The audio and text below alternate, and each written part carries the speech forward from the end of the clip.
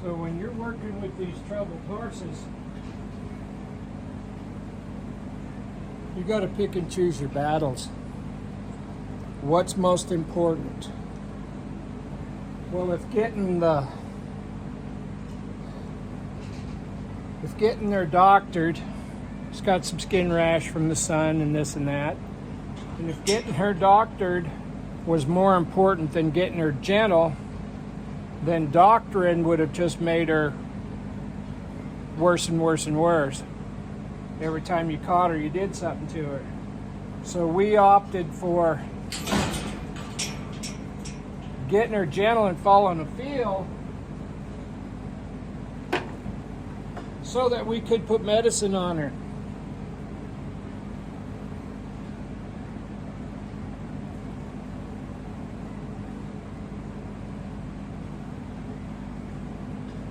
It's way more important to make the doctrine not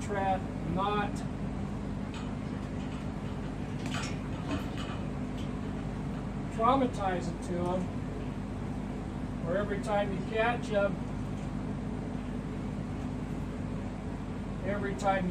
them, it's just one more trauma to add to their trauma bucket, if you will.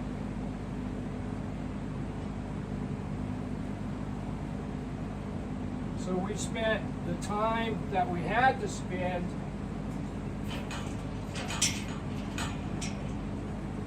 in order to touch her.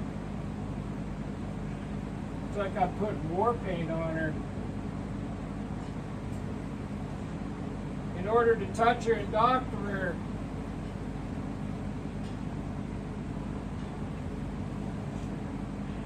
and it's still not perfect, but now when we doctor her, we're not having to fight her. We can put this stuff on her pretty thick.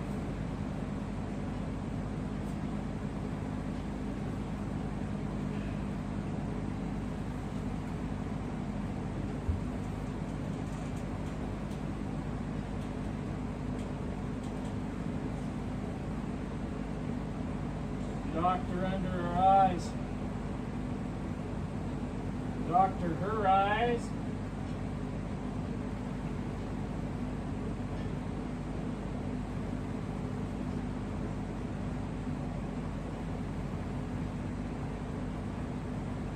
And to my way of thinking,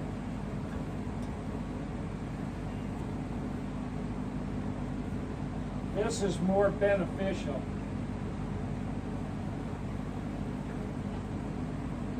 I got to find a place.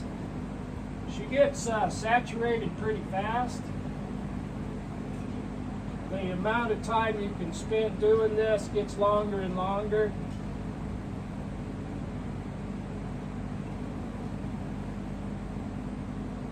I want to get some over on this other eye over here. There.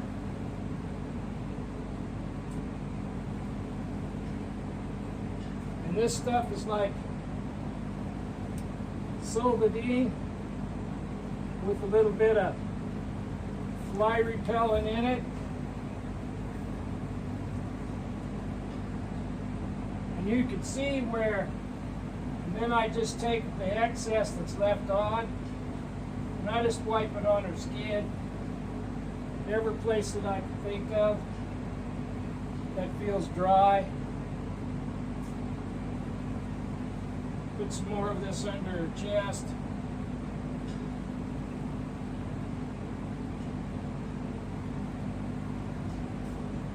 And you can tell already, not only is she getting gentler, but this doctoring is making her skin look better.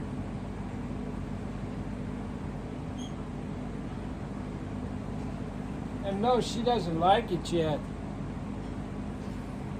But at least we've shown her that we're not hurting her. And she has to give us a chance. In order for a troubled horse to get better, they have to give us a chance. There are horses that won't, but this one will.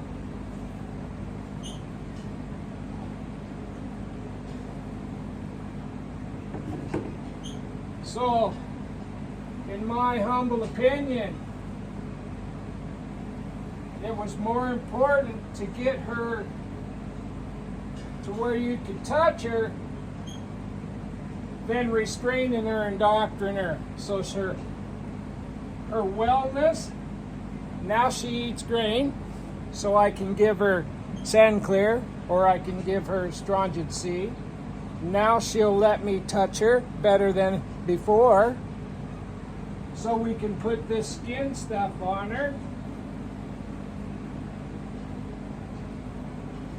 And at the same time, she's getting more and more gentle because we're having to handle her, but we've already started giving her tools that when we do handle her and she starts to lose her cookies, she doesn't self-harm.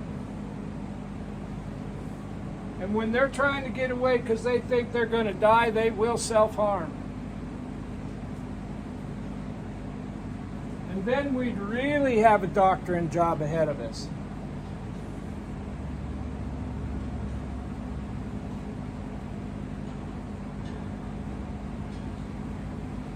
Now, I've just barely started getting her to where she'll bend and yield her hindquarters.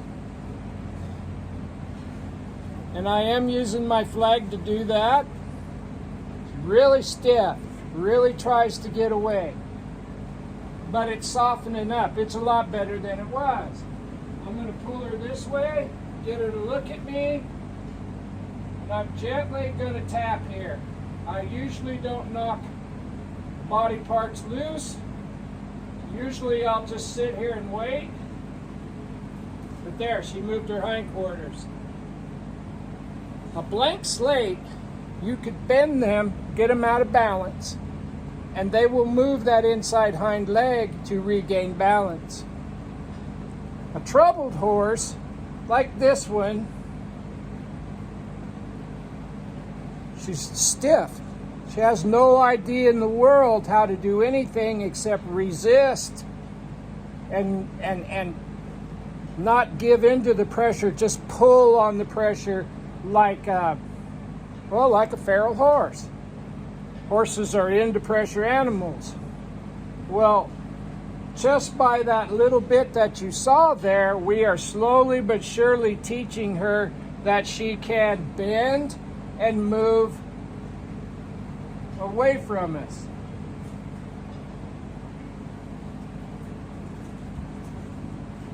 I want to bend her and have her come away from me. I want her to step to me, which scares her, and step her hindquarters away. So I'm going to increase this pressure. I'm trying to give her some coping skills. Right there. Good enough. Now a break. She gets lots and lots of breaks. Lots of breaks. Lots of jaw rubs.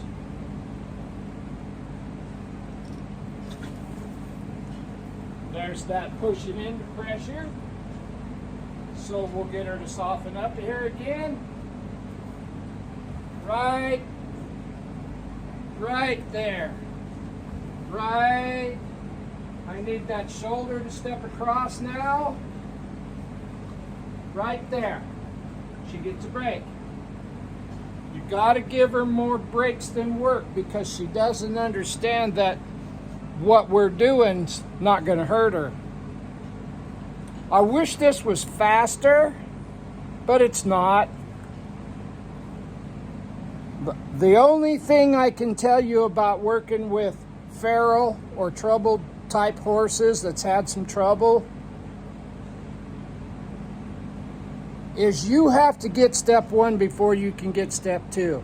And if step one takes a month, it takes a month. If step one takes 35 seconds, then go to step two. But you cannot go to step two until you have step one. Step one is she got to trust me enough to touch me or to let me touch her. she still won't walk up to this flag. She won't take a step towards that. She may not be running backwards from it, but until she touches that flag, it ain't right. Step one is she touches it, it touches her, then I touch her all over. Well, she's not even showing any interest in touching this whatsoever. I am close enough that it will brush her, but she's laying on that as hard as her little 450 pounds will let her. So I'm going to add the flag, and I'm going to see if I can get a foot to step over. I need a foot to step over. I need the left front foot. There. Quit. Try to quit before she gets bothered. That head shaking, that's anxiety. And they go from that to attacking you. They can. I don't know if she will. She just wants to get away. But when they start shaking their heads because they can't figure out what's going on next, you need to back off. Because if you don't back off, it's going to escalate. And you ain't going to like the way it works. And I don't think that escalating is going to have the kind of impact on this horse that you originally anticipated. Escalation with this horse, she hurt herself trying to get away from you. I'm going to have her step her left front foot over again. Want her to follow this field.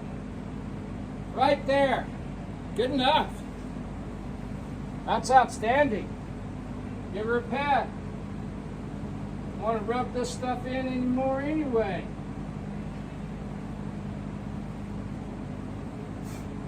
Ask for that left front foot again. Right jaw, left front foot. Same rules apply. Right there. Now I want her hindquarters to step under, her inside hind leg.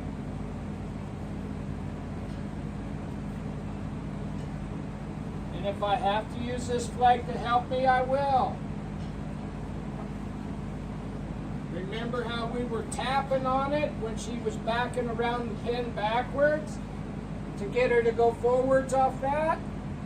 We're planning for this day right here. Bend her. I'm trying to bend her. Now I'm going to tap this over. Inside hind leg needs to step over. I'm holding, I'm not pulling. Right there's good enough. Give her a pet. Even though she never touched this flag with her nose, since I'm not trying to pet her face, I can pet her body. But we're not working with the mind, we're working with the body when we do this. When they reach out and touch it, they're giving you their mind. And it's pretty hard to get them to get soft, quiet, and relaxed if it's all physical. It has to be mental and emotional. Touch her right jaw. There, she's looking. Quit pulling. Now I'm going to ask her. There's her left front foot. Now I'm going to bend her and hold. My intentions are that hindquarters. Give her a pet.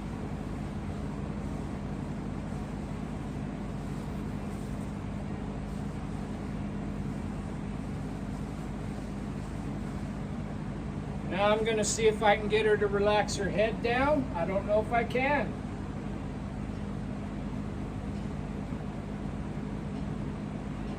Putting pull pressure on, waiting for just a gap here.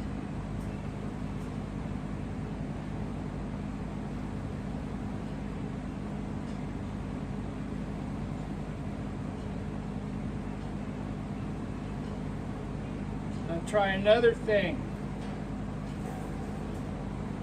I'm going to put my hand on this nerve cluster that's right here, and I'm going to push down.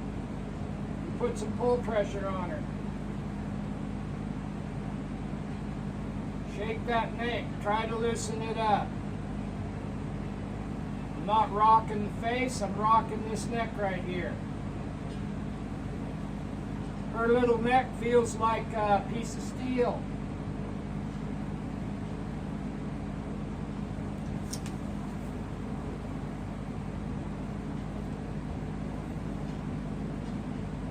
see how when she stops, she still don't offer me that right eye?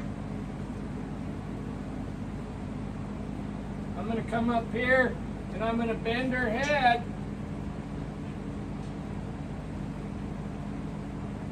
But I'm going to do it with my hand.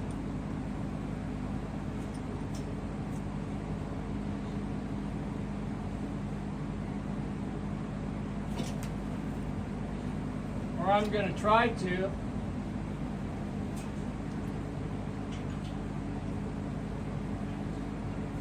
I work with her 2-3 times a day, but they're real short. Her tolerance for this exposure is still really, really short.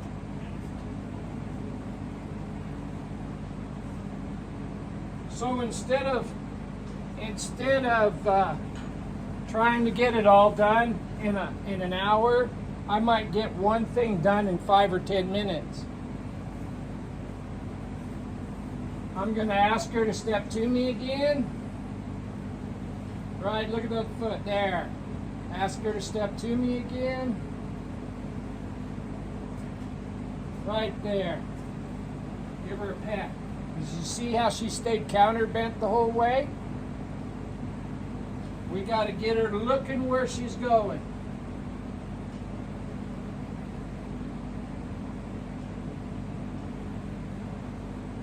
And I get flashes of it.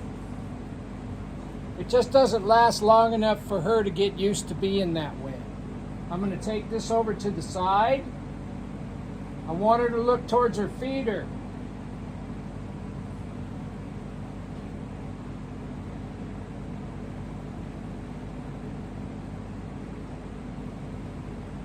Looking for those little tries.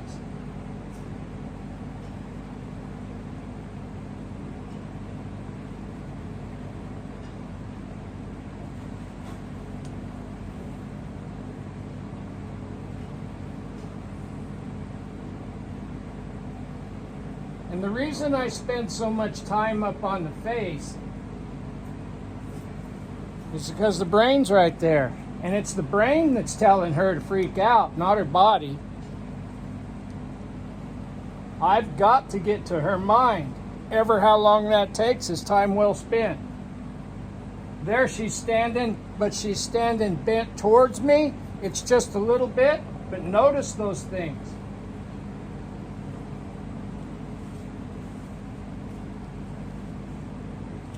If I could get her to do that and look towards me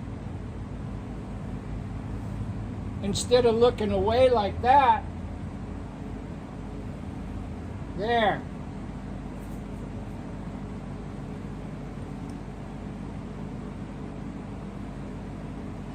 It's just a work in progress. But if we take the time to get them to where we can touch them, when we have to do doctrine like this, I think you're well served by getting them to where you can touch them first, so that even though it's really important to do the health and wellness stuff, I truly believe that we need to get them to where you can touch them, so that touching them doesn't cause more trauma, more adverse reactions. It doesn't bother them to be touched as much, so if you touch them with medicine, you can do a better job of touching them with the medicine and not make them wilder, so that every time that they see you, they think you're going to do something weird, like rub white stuff on their head. To her, that's a big deal. To your team roping horse, and it's not. But to her, that's huge, what she's doing right there. Just relaxing into me. Notice those little changes. Those little changes will make her into the horse that we need her to be. I'm going to pet her. See if she'll let me stand here.